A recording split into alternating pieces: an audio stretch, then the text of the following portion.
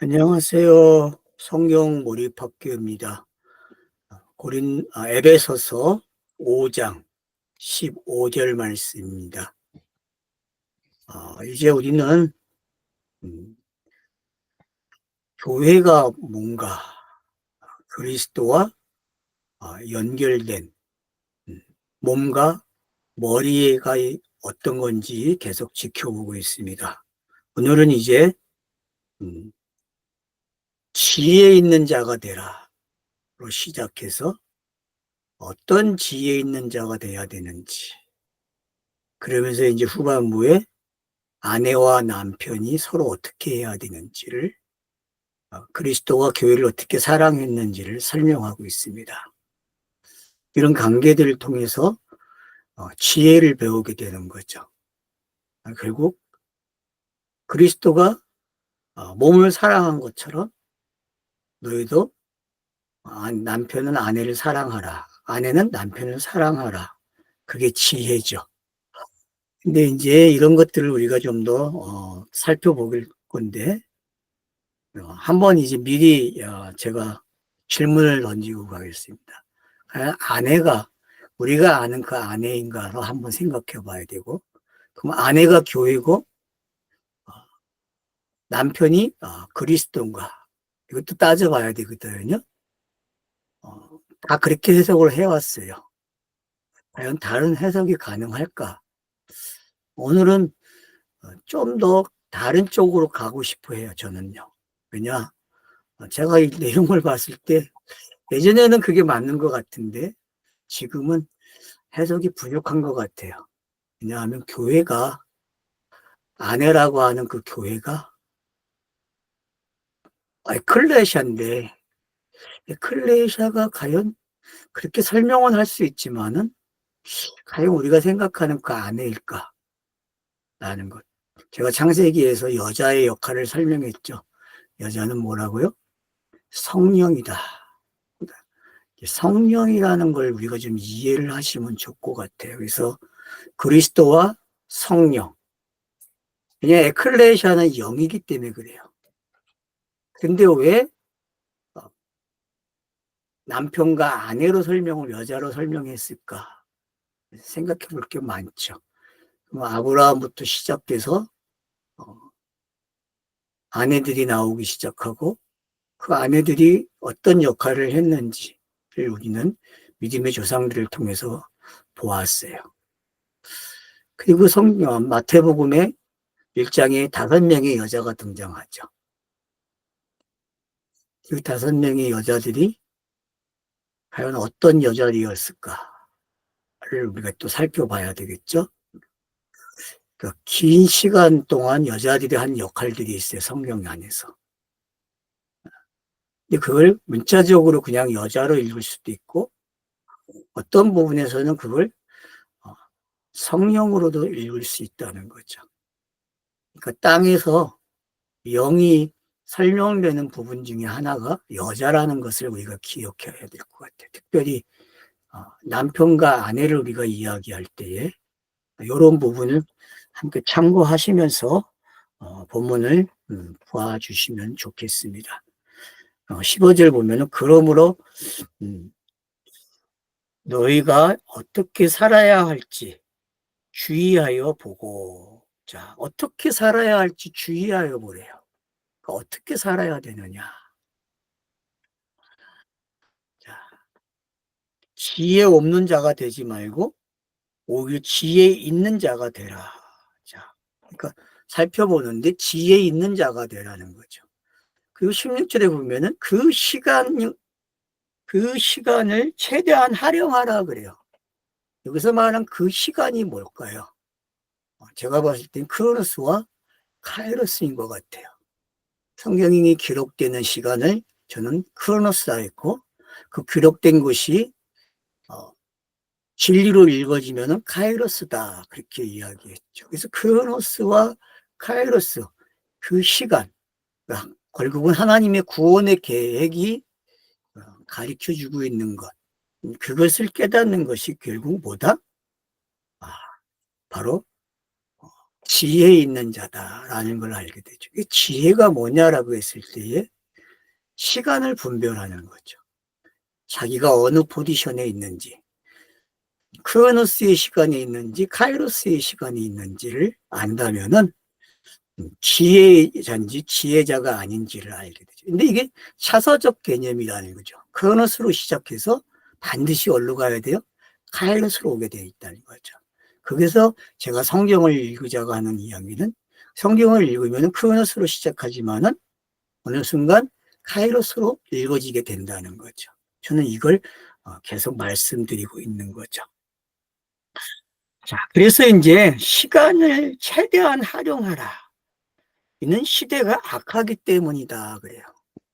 시대가 악하다는 이야기는 계속 성경을 뭘로 본다? 문자로 본다는 거죠. 그리고 문자로 해석하고. 그래서 오늘날은 문자 해석하는 데서 최고 발달되어 있는 시대죠. 왜요? 문학적으로, 문예적으로 성경을 보라고 가르치고 있죠. 그래서 성경을 어떻게 읽을 것인가, 기독교 서점에 가면은 너무 많이 나와 있죠. 그건 어떻게 보면 선한 것 같아요. 근데 상당히 악한 방법이죠. 계속 사람을 어디에다 잡아놓습니까? 그냥 문자에 잡아놓게 하는 거죠. 문자에. 근데 그 문자에서 어디로 와야 됩니까? 문예적 방법에서. 뭐 기독교가 말하는 알레고리적 해석이라고 하는데 그 알레고리적 해석이 나쁘게만 배워왔다는 거죠. 나쁘게만 가르쳐왔다는 거죠. 근데 사도시대나 바울 같은 걸 보게 되면은 알레고리적 해석이죠. 문자를 어떻게 합니까? 영어로 해석하는 거예요. 문자를 영어로. 그러니까 속사도 교부 시대가 끝나면서 결국은 교회는 알레고리를 버리거든요. 그리고 이제 문자를 가지고 그 문자로 해석하는 시대가 열리기 시작해요. 그리고 이제 로마가 국교회가 되면서 교황청과 이제 국가가 교합을 하게 되면서 더욱 견고한 문자주의로 가게 되는 거죠. 그런 현상들이 바로 오늘 우리가 봤을 때 시대가 악한 거죠. 시대가 악하다는 거는 물론 예수 시대에도 그렇고 구약에도 마찬가지죠. 사람들은 영에 관심이 없어요. 영을 가르쳐줘도 다 어떻게 해석해요? 자기 종교를 만드는 거죠. 어떻게 하면은 돈을 벌 수 있는지, 어떻게 하면은 잘 먹고 잘 살 수 있는지, 어떻게 하면 건강하게 오래 살 수 있는지, 이런 것에 관심이 있는 거죠. 그러니까 진리를 주면은 사람들은 뭐에 관심이 있다? 자기와 관계되어서 자기가 잘 되는 걸 선택하는 거죠. 그게 정치고 종교죠. 그래서 정치와 종교는 악한 시대의 산물이에요. 그 악한 시대를 우리는 악하다고 또 볼 필요도 없죠. 왜요? 그 악한 것에서 어디로 넘어가면 돼요? 차서적 역할이니까 진리로 오는 걸 깨달으면 되는 거죠. 그러니까 악하다고 관념질 게 아니라 판단을 하더라도 우리는 그게 차서의 개념으로 가져오면 이득이 된다는 거죠. 왜? 이 땅에서는 그렇게밖에 나타날 수가 없으니까 영을 주면은 그거를 인간들은 그렇게 활용을 하는 거 아니에요. 정치와 종교로 자기들의 이익을 위해서 국가의 이득과 공동체의 이득, 심지어 교회까지도 자기 이익을 추구하는 그런 모습이 있잖아요. 그게 악한 모습이죠. 근데 그 악한 모습 안에는 진리가 있다고 우리는 알고 있습니다. 이런 이유로 어리석은 자가 되지 말라. 그러니까 어리석은 자가 되지 않는다는 말은 지혜로운 자가 되는 거죠. 그래서 잠언이 이와 같이 기록이 되어 있죠. 그죠? 잠언은 어리석은 자와 지혜로운 자를 항상 갈라치기 하고 있죠. 기록 방식이. 그렇지만은 그 두 개는 뭘 만들어내요? 진리로 가게 하는 이야기가 되는 거죠. 그래서 잠언을 깨닫게 된다는 거는 결국 차서를 알아야 된다는 거죠. 아, 진리인데 세상에서는 악하게 나타나는구나. 근데 그 악한 것이 때가 되면은 뭘로 바뀌어요? 선으로 바뀌는구나 라는 걸 우리는 성경을 읽으면서 깨닫게 되는 거죠. 그게 바로 예수의 스타로서고 성령이 오셔야 되는 일이죠. 그 관계를 우리가 깨닫게 된다는 게 어떤 건지 알게 되면은 남자와 여자의 관계를 알게 되는 거죠. 그러니까 아내와 남편의 관계가 어떤 건지 좀 더 다르게 볼 수 있는 입장이 생기게 되는 거죠. 그래서 악하다, 어리석었다, 이게 뭔지 아시고 지혜롭다, 왜 이런 갈라치기를 잠언에서 했는지를 우리가 알게 되면은 결국 잠언은 이런 성경 구절들을 읽는데 도움이 되는구나. 그러니까 결국은 산상수훈을 잘 읽어내야 잠언도 읽을 수 있고 바울서신도 읽게 되는 거죠. 그러니까 바울서신을 읽으려면은 산상수훈을 정말 해석을 잘 해줘야 돼요. 산상수훈을 잘못 이해하게 되면은 결국 성경 읽기가 엄청나게 실패한다는 걸 알 수 있죠. 그런 부분들을 여러분들이 주의해 주신다면은 충분히 어리석은 자가 되지 말라는 게 어떤 건지 알게 돼요. 어리석은 자가 뭡니까? 앞에서 보게 되면은 지혜가 없는 자죠. 시간을 활용하지 못하는 자죠. 결국은 계속 시간을 활용을 못해요. 육에 있는 동안은 육이 있는 시간을 활용하는 시간이거든요. 근데 이 시간 안에 차서를 사용해야 돼요. 육이 있는 동안, 영이 육 안에 있는 동안 우리는 선악을, 어리석음과 지혜로움을 경험하게 돼요. 양쪽을 다. 그러니까 한쪽이 좋다, 한쪽이 나쁘다가 아니고 이 차서를 어떻게 알고 읽어낼 수 있느냐. 이게 실력인 것 같아요. 제가 봤을 때에는. 그러니까 과거에는 갈라치기 해가지고 이건 악한 거, 이건 좋은 거로 읽었는데 이제는 그런 모습이 사라져야 된다는 거죠. 그런 모습이 사라지고 어떻게 해야 한다고요? 차서를 읽어야 되는구나. 바로 성경 읽기는 이렇게 시작이 되는구나. 그래서 어리석은 자로 시작해서 지혜로운 자로 오게 돼 있다는 거죠. 성경 읽기는. 그 부분을 우리가 캐치하게 되면은 성경이 성경을 해석하는 게 뭔지 또 하나의 모습을 보게 되는 거죠. 자, 그러면서 오히려 주님의 뜻이 무엇인지 이해하여라 그래요. 그러니까 어리석은 자는 주님의 뜻을 분별을 못해요. 다시 말해서 하나님의 뜻이 땅에서 이루어지는 과정을 이해를 못하고 있는 거죠. 그가 내려오시고 올라가셨는지를 잘 몰라요. 어떤 모습인지 그게. 인자가 뭔지도 모르고. 그래서 양성론 때문에 중세교회에서는 전쟁이거든요. 엄청나게 이단을 몰아가지고 다 죽였어요. 그러니까 엄청난 시간이 이 양성론, 예수의 인자와에 있는 신성과 육에 관한 이야기가 뭔지 모르기 때문에 결국은 어리석은 자와 지혜로운 자를 분별을 못하는 거죠. 근데 어리석은 자를 안다는 거는 지혜를 아는 거거든요. 그래서 잠언을 정말 잘 읽어야 됩니다. 잠언을 잘 읽으려면은 뭘 잘해야 된다? 산상수훈을 잘 읽어내야 돼요. 그러면은 결국 율법이 뭐고 그 율법이 왜 선과 악을 갈라쳐 놨는지도 알게 되고 그걸 통해서 예수가 왜 죽어야 되는지, 왜 속죄 제물이 돼야 되고 구속을 지불해야 되는지를 알게 되는 거죠. 그래서 영단본이 뭔지 알게 되고 그런 것들이 이해가 되니까 지금 뭘 이야기해요?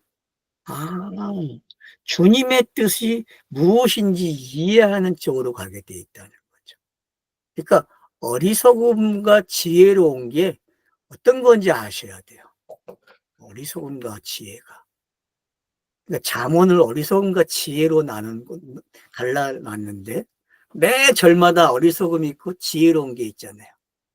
그러니까 이런 게 뭔지 여러분들이 아신다는 거. 그래서 지혜로운 자가 되기 위해서는 잠언을 읽어야 된다고 해서 어려서부터 잠언을 많이 읽히잖아요. 물론 선악을 구별하는데 도움은 되겠죠. 근데 그렇게 구별하게 되면 진리를 알게 됩니까? 안 되죠. 그는 고독론자가 돼서 더욱더 어떡합니까? 힘든 삶을 살게 되겠죠. 왜? 율법에 순종해야 되니까. 율법에 순응해야 되거든요. 율법을 지켜야 되고. 그게 뭔지를 모르기 때문에 하나님의 그분의 뜻을 구별을 못하는 거죠. 그분의 뜻을 구별한다는 것은 이제 뒤에 가면 또 설명이 되겠죠. 그래서 이제 술 취하지 말라 그래요. 방탕이니 술 취함은 뭐다? 방탕이다 그래요. 술 취함. 자, 성경에서 술 취한 자들이 있었죠, 그죠? 성경에 보면은 술 취한 자들이 있어요. 가장 많이 술 취한 자들이 누굴까요, 여러분? 예? 성경에서 제사장들 아니니까 왕 제사장들, 제사 지내는 곳에서 일하는 사람들. 그 사람들은 술과 되게 가까이 있는 사람들이죠. 그러니까 내의인들, 이런 사람들은 전부 다 뭐와 함께 있어요? 이 술과 함께 있거든요. 그럼 술이 좋은 거냐, 나쁜 거냐, 이렇게 접근하면 안 되죠. 왜냐하면 술 취하지 말라. 그 다음에 뭐가 납니까? 이것은 방탕이니 오히려 성령으로 충만해져라 그러거든요. 그러니까 술 취함과 성령 충만이 같이 가고 있다는 거예요. 참 아이러니죠, 그죠? 술 취함은 뭐다? 성령 충만이다. 여러분이 이삭이 마지막 축복을 하려고 할 때에 그가 무엇을 먹습니까? 별미를 먹는데 그 별미와 함께 뭘 먹었겠어요? 술을 먹었겠죠, 그죠? 그리고 별미와 술을 같이 먹었거든요, 이삭이. 그래서 술 취함과 성령 충만한 모습이 같이 등장해요. 이 이삭의 축복석에 보면은. 그러니까 술 취함이 나쁘다, 좋다라고 읽으면 안 된다는 거죠. 술 취함은 성경의 차서에서 아주 중요한 역할을 하고 있다는 거죠. 취해야 되거든요. 취해야 된다는 것은 결국 뭐와 관계에 있어요? 성령 충만함과 관계되어 있다는 거죠. 성령 충만함이 뭐냐? 술 취함이 뭐냐? 여러분들이 많이 생각을 하셔야 돼요. 그래서 구약 성경에서 나오는 그 제사장과 관계돼서, 그 제사제도와 관계돼서 살고 있는 그 사람들의 모습이 항상 뭐와 관계에 있다? 고기와 술로 찌들어진 삶을 살고 있는 거거든요. 여러분 맨날 피냄새 많고 그 비린내 나는 일을 하는데 어떻겠어요? 그거 예방하려면 뭐가 있어야 돼요, 여러분? 고기도 중요하지만 술도 있어야 돼요, 여러분. 없으면 미쳐버려 사람. 그러니까 우리가 꼭 제사제도가 사람이 살아가는데 꼭 필요한 거지만 율법적으로. 그러나 한편으로는 그것들이 뭘 만들어냈는지도 한번은 추적해 봐야 된다는 거죠. 그래서 예루살렘의 3대 절기 때에 예루살렘의 모습을 한번 생각해 보세요, 여러분. 어떻겠어요?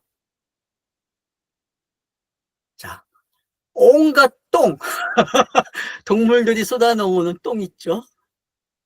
자, 양이 쏟아내는 거, 소가 쏟아내는 거. 이 양이 얼마나 많겠어요, 여러분.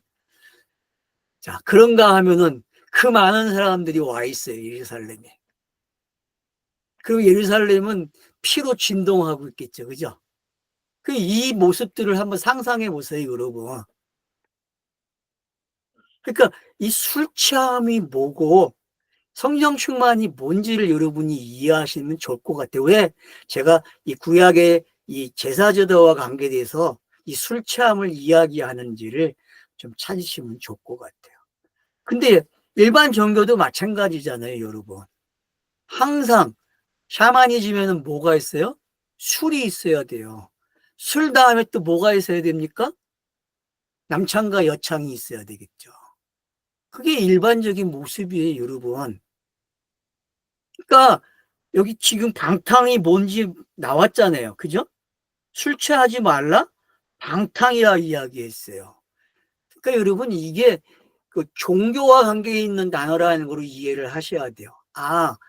종교가 행하는 것들, 특별히 구약의 종교가 술 취함과 방탕이 어떤 건지 설명해 주고 있다는 거죠. 그래서 엘리야가 제단을 쌓은 것, 바알 신들과의 그 이야기, 갈멜산에서의 그 이야기들이 여러분 전부 이 모습이거든요. 술 취함과 방탕의 이 모습이거든요. 그러나 또 한쪽의 모습은 뭐였어요? 성령 충만한 모습이잖아요. 그러니까 이 모습이 왜 함께 같이 가고 있는지를 좀 떠올리셔야 돼요. 알았죠? 그러니까 이게 종교가 있는 단어구나. 술 취함과 방탕은 이게 종교구나. 종교. 근데 이 종교에서 뭘로 넘어와 버려요? 성령 충만함으로 넘어오는 게 성경 이야기잖아요. 그러니까 문자의 모습이 뭔지 아셔야 된다는 거죠. 문자의 모습은 결국 뭐다? 술 취함과 방탕의 모습이죠. 그러니까 이 술 취함과 방탕은 뭘로 인도해요? 예수의 수고하고 무거운 짐을 요구하는 단어가 되는 거죠.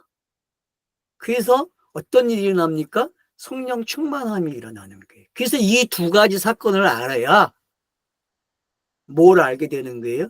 그 주님의 뜻을 알게 되는 거죠. 그래서 지혜로운 자가 되는 거죠. 그 어리석은 자와 지혜로운 자의 차이점이 어떻게 이렇게 설명되고 있는지를 여러분이 보시게 되면은 좀 이해가 빨라지실 거예요. 지금 본문에서 계속 어떻게 이야기하고 있는지를 아시면. 자, 그러면서 보세요, 이제. 자, 찬송과 찬미와 영적 노래로 각자 소리내고 노래하며 너희 마음으로 주님께 찬송하라 이렇게 나와 있어요. 그러니까 결국은 찬송에 관한 이야기거든요. 근데 여러분 술 취함, 방탕 여기엔 뭐가 따라했어요? 노래가 따라가야 되거든요. 여러분 꼭 잊지 마세요. 이 술 취함이라는 게 뭔지를 아시게 되면요. 얼마나 기가 막힌 일들이 일어나고 있는지 알게 돼요. 그러니까 술 취함 속에 뭐가 따라온다? 성령 충만함. 이 두 가지 모습 속에는 뭐가 있다? 멜로디가 있다니까요. 멜로디가. 그러니까 이 두 가지 현상을 여러분들이 잘 보시게 되면은 술 취함과 성령 충만이 결과적으로 뭘 만들어낸다? 찬양을 만들어내는 거예요. 찬양을. 그러면 찬양이라는 건 뭡니까? 우리가 시가서를 이야기할 수 있죠. 깨달은 자만이 시를 읊어대는 거죠. 시를 읊어댄다는 거는 뭐예요? 문자가 어리석은 것이 지혜로 바뀐 거죠. 그러니까 이런 모습이 지금 현재 어떻게 그려지고 있는지를 알게 된. 그래서 술 취하지 말라. 이것은 방탕이라고 했고 오히려 성령에 충만하라고 이야기하고 있는데 그 성령에 충만한 모습, 술 취하면 최고의 결정도 노래고 또 찬양이 그 성령의 충만함의 모습도 노래라는 거죠. 찬송이라는 게 어떤 건지 아시게 되면은 양쪽이 다 있다는 거죠. 그래서 사람들은 술 취하면 노래가 절로 나오게 돼 있다니까요. 자기의 한 맺힌 사연을 토해놓든가 아니면 뭐해요? 노래를 한다니까 둘 중에 하나가 나와요. 여러분 술을 먹으면요. 근데 술 취하지 말라 했고 성령 충만함이 둘 다 결과가 똑같이 나온다니까 뭐로 나와요? 찬송이 나오는 거예요. 찬송이. 찬송과 찬미와 영적 노래로 각자 소리내고 노래하며 너희 마음으로 주님께 찬송하고 그래요. 항상 우리 주님 예수 그리스도의 이름으로 하나님과 아버지께 모든 것들을 인하여 감사하며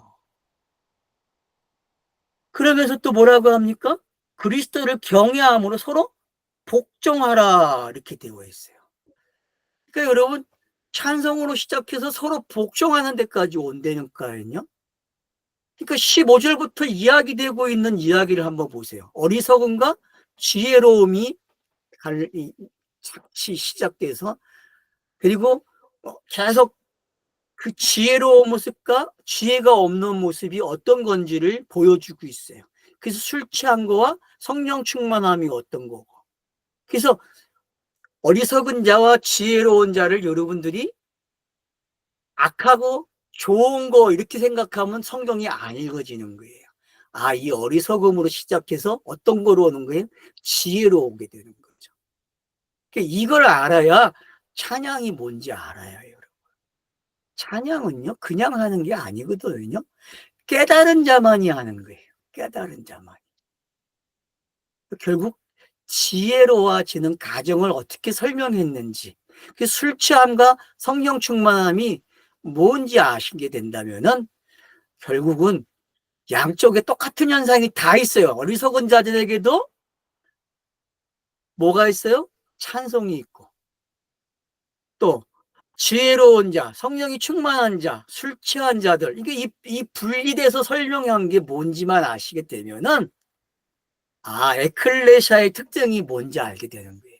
아, 에클레시아는 영이기 때문에 항상 찬양이 있구나. 그 대표적인 게 요한계시록에 나오는, 네? 보좌의 모습이잖아요. 보좌에는 항상 뭐가 있어요? 찬양이 있잖아요. 그래서 재앙이 끝날 때마다 찬양이 나오잖아요. 한 재앙, 그래서 일곱으로 가잖아요. 이 일곱이 3세트가 하나의 사건이잖아요. 매 사건마다 일곱으로 가게 되면 또 새로 터지고, 일곱으로 가면 또 새로 터져서 결국은 21개의 모습 속에 하나의 이야기가 담겨 있고, 그 끝나는 후렴구마다 항상 뭐가 들어가요? 보좌에서 찬송이 나오는 그런 모습이 기록되어 있는 것을 기억한다 그러면은 찬양이 뭔지 알게 되는 거죠. 그러니까 요한은 반모섬에 있을 때와 하늘 보좌에 있을 때 포지션이 다르잖아요. 그가 성령에 이끌려서 하늘 보좌에 딱 가니까 딱 깨달아져요. 어떤 모습들이, 사도 바울이 말한 그 모습들이 다 깨달아지는 거예요. 아, 술 취함이 성령 충만이었네? 이해가 되십니까, 여러분? 그렇다고 또 오늘 술 먹자 그러면 안 돼요. 술 먹자는 이야기가 아니라, 아, 문자 속에 종교로 기록된 이야기들이 뭔지 깨달으라는 거죠. 그리고 문자를 읽어서 종교를 만들어내고 종교 행위를 해온 사람들의 모습이 뭔지. 그게 술 취함이거든요.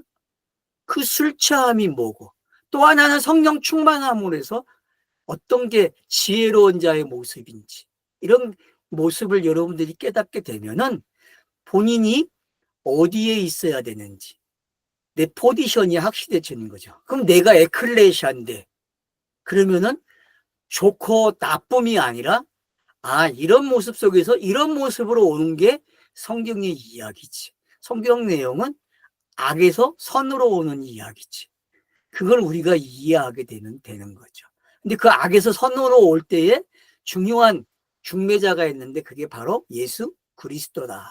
그 스타로스가 세워지는 시간. 그래서 카이로스의 시간과 크로노스의 시간을 알면은 그 시간의 뜻을 알게 되는 거죠.